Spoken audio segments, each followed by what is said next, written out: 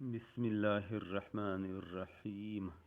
رزق میں اضافے کی دعا۔ نبی کریم صلی اللہ علیہ وآلہ وصحبہ وسلم نے ارشاد فرمایا کہ اس آیات قل اللہم میں خدا کا اسم اعظم ہے۔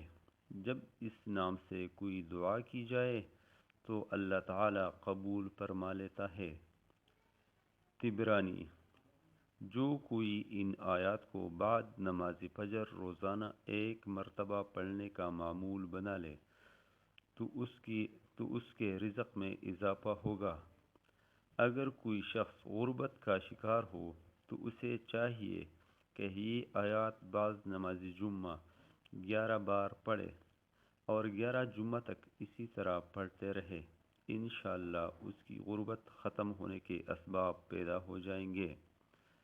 جو کوئی فجر یا عشاء کی نماز کے بعد اول و آخر 11 بار درود شریف پڑھنے کے بعد یہ آیات 21 مرتبہ پڑھے، جو مقصد دل میں ہے اللہ تعالیٰ سے دعا مانگے، انشاءاللہ دعا ضرور پوری ہوگی۔ بسم اللہ الرحمن الرحیم۔